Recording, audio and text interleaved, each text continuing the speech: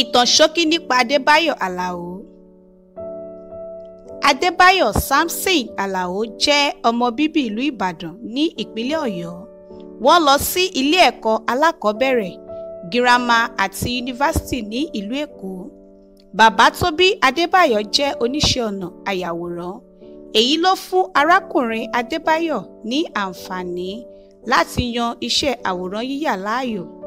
Yorùbá bọ̀ wọ́n ní ọmọ àjànàkú kì í yàrá, ọmọ tí ẹ̀yà bá bí ẹ̀yà ni yóò jọ.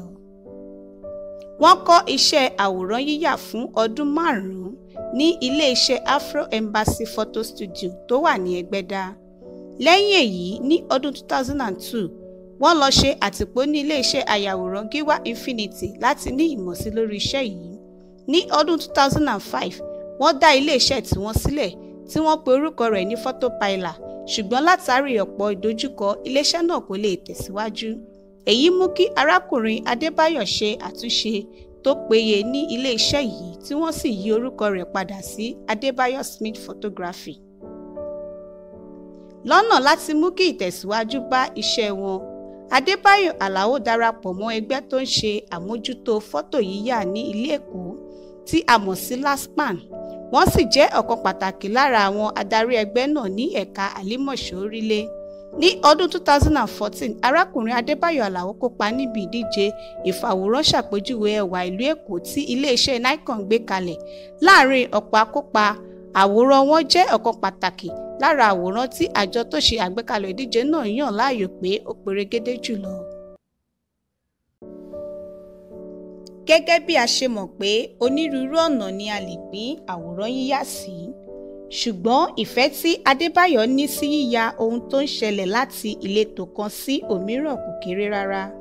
Èyí ló mú kí ìrìn àjò fọ́tò yíyà gbé wọn lọ sí ìlú bíi Ìbàdàn, Abẹ́òkúta, Ọ̀ṣun, Òṣogbo, Ìkangòsì, Ìsàlè Èkó àti Novo. Ní ọdún 2019, wọ́n tún dá ilé-iṣẹ́ mìíràn sílẹ̀, wọ́n pe orúkọ rẹ̀ ní Alaoonifoto. Ọ̀kan lára ohun tí wọ́n gbájúmọ́ nílé-iṣẹ́ yìí ni fífi àwòrán yíyà ṣe ìgbélárugẹ èdè àti àṣà Yorùbá. Wọ́n ṣí aṣọ lójú ilé-iṣẹ́ náà ní ọjọ́ 1 oṣù kẹrin ọdún 2019. Ilé-iṣẹ́ yìí fìdí kalẹ̀ sí ojúlé 11 òpópónà David Ogundele Ìpájà nílùú Èkó. Ọ̀kan nínú èròǹgbà ilé-iṣẹ́ yìí ni láti máa ṣe ìdánilẹ́kọ̀ọ́ fún àwọn ọ̀dọ́langba tí wọ́n nífẹ̀ẹ́ sí iṣẹ́ fọ́tò yíyà. Ìdí rèé tí wọ́n fi ṣe àgbékalẹ̀ ẹ̀ka kan ní ilé-iṣẹ́ náà tí wọ́n pe orúkọ rẹ̀ ní Alaoonifoto Photography School. Wọ́n sì ti kọ́ àwọn akẹ́kọ̀ọ́ tó lé ní 30 ní iṣẹ́ náà. Ọ̀rọ̀ ìyànjú: sa gbogbo ipá rẹ lórí ohun tí ò ń ṣe pẹ̀lú àtìlẹ́yìn Ọlọ́run, ayọ̀ ni yóò sì já sí.